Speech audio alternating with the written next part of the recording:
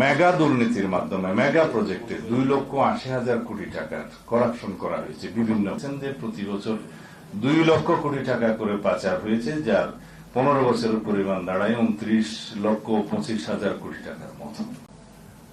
আমরা বলছি যে সবার জন্য স্বাস্থ্য আমরা নিশ্চিত করব, জাতীয় স্বাস্থ্য নীতি প্রণয়ন করব। আমাদের 31 দফায় আছে যে জিডিপির 5% আমরা সেখানে বরাদ্দ করার চেষ্টা করব।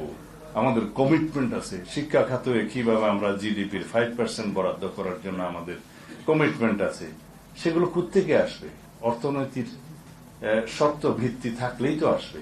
তো যদি অর্থনীতিকে এইভাবে ডাই ডাউন করেছে যারা, সেটাকে যদি আমরা পুনরুদ্ধারের জন্য সক্রিয় হই, চেষ্টা করি এবং উদ্ধার করতে পারি, নিদেন পক্ষে ফিলফারেজ এবং সাইফোনিং কমাতে পারি বা বন্ধ করতে পারি, তাহলেই তো আমাদের অর্থনীতি সমৃদ্ধ হবে এবং আমরা জনগণের কল্যাণে সেরকম বাজেট প্রণয়ন করতে পারবো।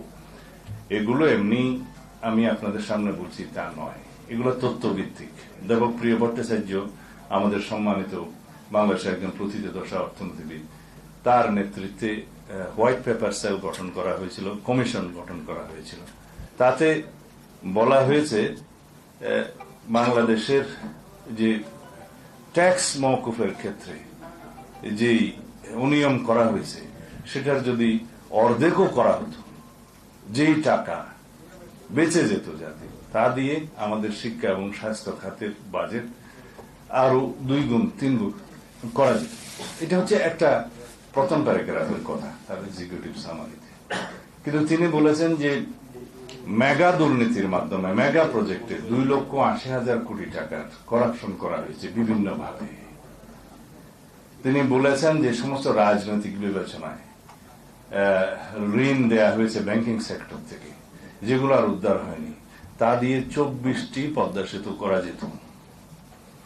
এবং বলেছেন সেই ফ্যাসিস্ট সরকার যাওয়ার পর্যন্ত 4 লক্ষ কোটি টাকা খেলাপি ঋণ রেখে দেওয়া হয়েছে, যা কোনোদিনই আদায় হবে না। এটার পরিমাণ বাস্তব পক্ষে আরো বেশি।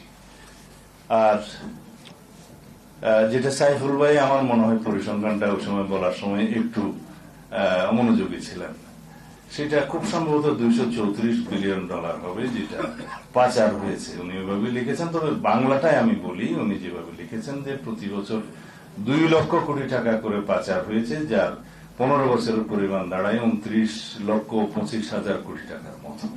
তো যেহেতু আমরা টাকার হিসাবটা আমরা এখানে সবাই ইজিলি বুঝবো, সেজন্য বলি, কারণ গ্রামের মানুষ $বিলিয়ন এটা পরিবর্তন কিভাবে কনভার্ট করবে জানে না, এইটাই বোধহয় সোজা।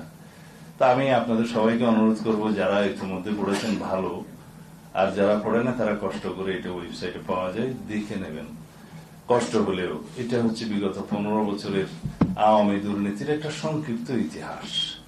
আমরা যাদের বিরুদ্ধে কথা বলবো, যাদের এই অতীত ইতিহাসকে জাতির সামনে তুলে ধরে নতুন করে আমরা আবার আমাদের ভবিষ্যৎ বিনির্মাণ করতে চাইব, আমাদের আগামী প্রজন্মের জন্য সুন্দর আগামী বাংলাদেশ রেখে দিতে চাইব, তাদের জন্য এটা জানা দরকার আছে। এবং তাহলে পরে আমরা এই ইতিহাসকে ভবিষ্যতের ইতিহাসের মধ্যে জায়গা দেব না। অনেক সময় ইতিহাসের মধ্যেই ভবিষ্যতের শিকড় লুকায়িত থাকে, সেটা ভালো ইতিহাস। কিন্তু এই সমস্ত ইতিহাসের থেকে আমাদের শিক্ষা নিয়ে আমাদের ভবিষ্যৎকে বিনির্মাণ করতে হয় বলেই এই খারাপ ইতিহাসটাও পড়তে হবে, যে কি হয়েছিল আমাদের ন্যাশনের উপরে, আমাদের অর্থনীতির উপরে।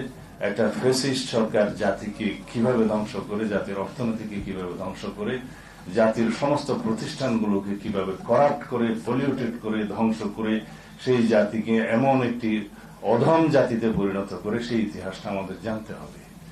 ব্রিটিশরা ইস্ট ইন্ডিয়া কোম্পানির মধ্য দিয়ে এই ভূখণ্ডকে দখল করলেও 200 বছরে যে পরিমাণ অর্থনৈতিক লুটপাট তারা করেছে, সেটার একটা বক্তৃতা আমি শুনেছিলাম ভারতীয় একজন বিশিষ্ট রাজনীতিবিদ, আমি নাম এখানে নিতে চাই না, ইনি একজন অক্সফোর্ড ফেলো এবং ওইখানে এই বক্তৃতা দিয়েছেন। তার চাইতে বহু গুণ বেশি লুটপাট করেছে বিগত 15 বছরে শেখ হাসিনার ফ্যাসিস্ট রেজিম।